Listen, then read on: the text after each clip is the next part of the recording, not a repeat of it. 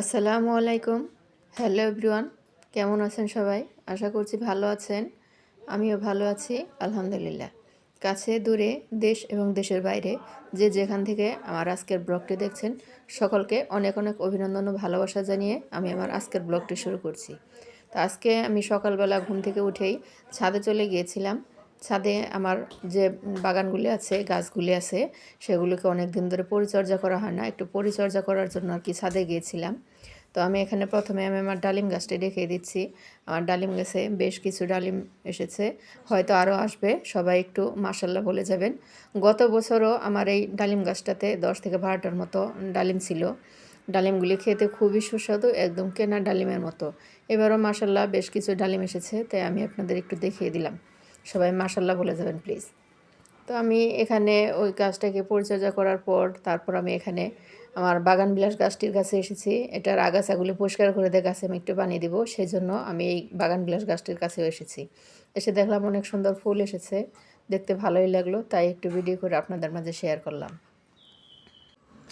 ছাদে আমি অনেক ধরনের গাছই লাগিয়েছি। গাছগুলো সুন্দর হয়েছিল, বেশ কয়েক বছর ছিল, কিন্তু মাঝখানে কি হয়েছে জানি না, আমার 2টা ফুল গাছ একা একাই মানে নিজে থেকে আপনা আপনি আর কি মরে গিয়েছে, বুঝতে পারলাম না কেন। আমি কিন্তু গাছগুলোকে নিয়মিত পরিচর্যা করি, পানি দিই, গাছে খাবার দেই, তারপরেও গাছগুলো এরকম হলো কেন বুঝতে পারলাম না। তো এখানে আমি আমার টগর ফুল গাছটাকে একটু দেখিয়ে দিচ্ছি। টগর ফুল গাছটাতেও অনেক টগর ফুল আসছে। সকালবেলাতে গিয়েছিলাম, সকালবেলায় আর কি টগর ফুলগুলো ফোটানোই ছিল।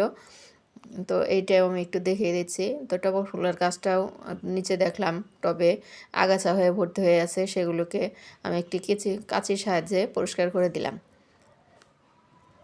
গাছগুলোকে এত যত্ন করার পরও কেন টিকে না, মরে যায়, আমি আসলে বুঝতে পারি না। যখন গাছগুলি মরে যায়, 1টা বা 2টা গাছ মরে যায়, তখন আর কি মনটা আমার অনেক বেশি খারাপ হয়ে যায়।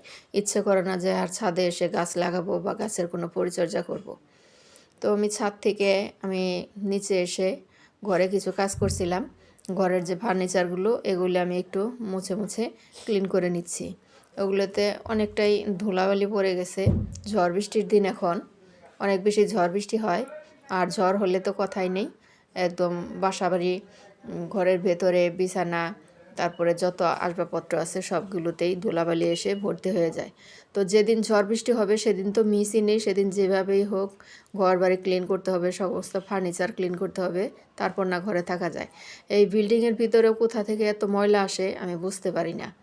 আসলে যদি টিনের ঘর হতো তাহলে না হয় ভাবতাম যে একটু ছিদ্র আছে বা একটু ফাঁকা আছে, সেদিক দিয়ে হয়তো বা ময়লা আসে, কিন্তু এই ইটের ঘরের ভিতরে কোন দিক দিয়ে ময়লা আসে আমি আসলে বুঝে সারতে পারি না। আমার ঘরটা বা আমার ঘরের যে ফার্নিচারগুলো, সেগুলো কিন্তু আসলে প্রচুর নোংরা হয়, প্রচুর ক্লিন করতে হয়। এখানে আমি আমার মেয়ের পড়ার টেবিল বই খাতা যে রুমে, সেই রুমটাতে এসেছি। এই রুমে আর কি আমার মেয়ে পড়াশোনা করে। এই রুমটা আমার ছোট মেয়ের। তো ওর পড়ার টেবিলটাও দেখলাম অনেক বেশি ধুলাবালি পড়ে আছে। তো আমি চেষ্টা করছিলাম এগুলোকে একটু ক্লিন করে নেওয়ার। মেয়েটা আমার বড় হয়েছে ঠিকই, কিন্তু গুছানো শেখেনি। ওর বই খাতাগুলো এত বেশি এলোমেলো করে রাখে, যেগুলি আর কি বলবো। ওগুলি মাঝে মাঝে রাগারাগি করি, ওগুলি যখন রাগারাগি করি তখন একটু গুছিয়ে নেয়, তারপর আবার দেখা যায় আবার সেভাবে এলোমেলো করে রেখেছে। ও যে পারে না তেমনটা না, ও কিন্তু সব কিছুই মোটামুটি পারে, কিন্তু করে না, এটা ওর অলসতা। এই অলসতার কারণে ও কিন্তু অনেক সময় আমার হাতে মারও খায়। যার কারণে আমি আর কি ওর ওই বই খাতা গুছানোর জন্য অনেক বেশি রাগারাগি করি। স্কুল থেকে আসার পর ওর কোথায় ব্যাগ থাকে, কোথায় বই খাতা থাকে, কোথায় ওর বোরকা আইডি কার্ড থাকে, ওর তার কোনো ঠিক ঠিকানা থাকে না। সব কিছু বকে বকে বলে বলে তারপর ওকে আমি সব কিছু গুছগাছ করাই, আবার কখনো আমি নিজেও করে দিই। তো এই তো আমি অফ ক্যামেরাতেই আর কি আমি আমার 3টি বেড গুছিয়ে নিয়েছিলাম, সেগুলি একটু দেখিয়ে দিচ্ছি। বেড বেড 3টায় আমি আপনাদেরকে দেখিয়ে দিচ্ছি। আমি এগুলি অফ ক্যামেরাতে করেছি, এইগুলি আর আমি ভিডিও করার মতো সময় পাইনি। ভিডিওর এই পর্যায়ে এসে আমি আপনাদের কাছে ছোট্ট একটি রিকোয়েস্ট করছি, সেটা হলো আমার ভিডিওটি যারা দেখছেন এখন পর্যন্ত ধৈর্য ধরে, তারা ছোট্ট একটি কাজ করে যাবেন। সেটা হচ্ছে আমার ভিডিওটি সাবস্ক্রাইব করে যাবেন, একটি করে লাইক এবং কমেন্ট করে যাবেন, শেয়ার করে যাবেন। যারা দেখতে চান না আমার ভিডিওটা, তারা তারা ভিডিওটা স্টার্ট করবেন না, ওভাবে স্কিপ করে চলে যাবেন। আর যারা দেখতে চান তারা ধৈর্য ধরে একটু কষ্ট করে আমার পুরো ভিডিওটাই দেখে নেবেন, তা নাহলে আমার চ্যানেলে রিচ কমে যায়। এই জন্য আপনাদেরকে অনুরোধ করছি, যারা দেখবেন না তারা একদম এটা স্কিপ করে চলে যাবেন, এটার ভিতরে আর যাবেন না। আর যারা দেখবেন তারা একটু দয়া করে পুরো ভিডিওটাই কষ্ট করে দেখে নেবেন। আর ইতিমধ্যে যারা আমার চ্যানেলটি সাবস্ক্রাইব করে দিয়েছে তাদেরকে জানাই অসংখ্য অসংখ্য ধন্যবাদ। মাঝে মাঝে অনেক আপুরা আমাকে অনেক সুন্দর সুন্দর কমেন্ট করে, কমেন্টগুলো পড়লে আসলে মনটা অনেক বেশি ভালো হয়ে যায়। তো আমি চাই যে আপনারা আমাকে অনেক বেশি বেশি কমেন্ট করেন। আপনাদের একটা করে কমেন্ট আমাকে নতুন করে ভিডিও তৈরি করতে অনেক বেশি উৎসাহ যোগায়। আসলে মাঝে মাঝে কী যে হয় যে মাঝে মাঝে শরীরটা এমন লাগে যে একটা কাজও সেদিন আর করতে ইচ্ছে করে না, কাজ করতে গেলে শুধু মেজাজ খারাপ হয়, রাগ হয়, কীরকম যেন একটা লাগে, শরীরটা কীরকম যেন একটা ভার হয়ে থাকে, নড়াচড়া করতে ইচ্ছে করে না। আবার মাঝে মাঝে শরীরটা এতটাই ভালো লাগে সেদিন যেন মনে হয় অনেক কাজ করব, ঘরের সব কাজ আমি একাই করতে পারবো, আরও কাজ থাকলে আরও করতে পারবো। জানি না আপনাদের এরকম হয় কিনা, কিন্তু আমার কিন্তু মাঝে মাঝে এরকম হয়।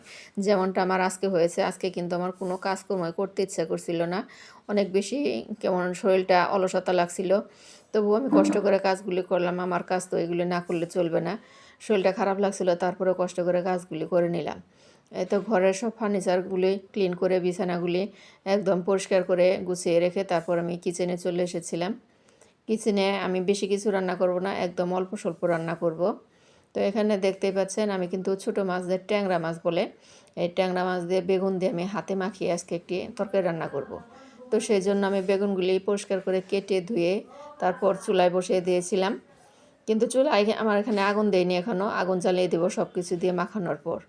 তো সব কিছু আমি এখানে একে একে সমস্ত কিছু মশলা দিলাম, মশলা দিয়ে তেল দিয়ে আমি সমস্ত কিছু দিয়ে একদম এই মশলাটা যেন সবজির ভিতরে ঢুকে যায়, এভাবে আমি একটু ধৈর্য নিয়ে সময় ধরে মাখিয়ে নেব। এটা কিন্তু মাখানোটাই একটা মেন রেসিপি, কারণ মাখানোর মাধ্যমে এই মাছগুলির ভিতরে এবং সবজিগুলির ভিতরে মশলা যেন ঢুকে যায়, এইভাবে একটু সময় নিয়ে ধৈর্য ধরে বেশ সময় নিয়ে না আর কি মাখিয়ে নিতে হবে। তো আমার মাখিয়ে নিয়ে তারপরে পরিমাণ মতো ঝোল দিয়ে একদম চুলায় বসিয়ে দিয়েছি, ঢাকনা দিয়ে ঢেকে তারপর চুলায় জালটা দিয়ে দিয়েছি, আগুন জ্বালিয়ে দিয়েছি।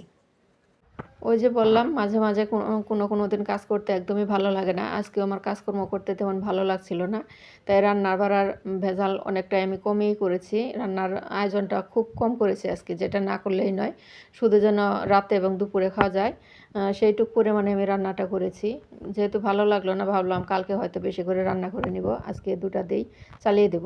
তো আজকে আমি এই তরকারিটা রান্না করেছি আর আলু ভাজি করেছি। তো কথা বলতে বলতে তরকারিটা রান্না শেষ হয়ে গিয়েছে, এখন আমি ধনিয়া পাতা উপর দিয়ে দিয়ে তারপর আমি তরকারিটাকে নামিয়ে নিচ্ছি।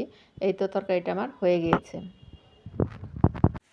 আমার ভিডিওতে কেন জানি না খুব বেশি ভিউ হয় না, কেন ভিউ হয় না আমি বুঝতে পারি না।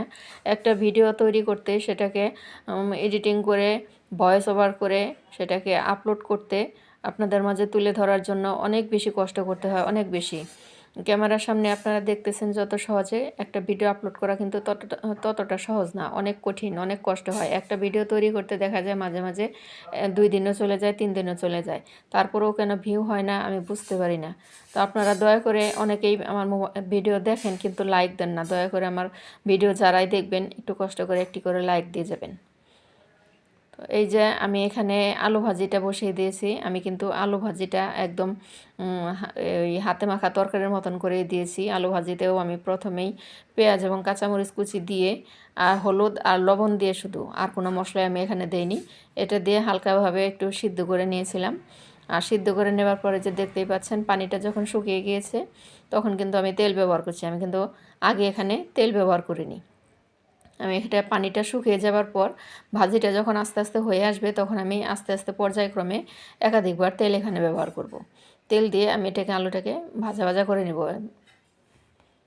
এই আলুটাকে বিভিন্নভাবেই কিন্তু ভাজি করা যায়, আমি কিন্তু বিভিন্নভাবে ভাজি করে থাকি, তবে শর্টকাটে আজকে আমার শরীরটা খারাপ ছিল, ভালো লাগলো না, তাই শর্টকাটে আজকে আমি এইভাবেই রান্না করেছি, সেটাই আমি তুলে ধরলাম। আমি কিন্তু প্রতিদিন যেভাবে রান্না করি সেটাই আমি আপনাদের মাঝে তুলে ধরি, আমি কিন্তু আহামরি কোনো হাই কোনো কিছু রান্না করি না, অত কিছু দেখায় না। সবাই ভালো থাকবেন, সুস্থ থাকবেন, আল্লাহ হাফেজ, আসসালামু আলাইকুম।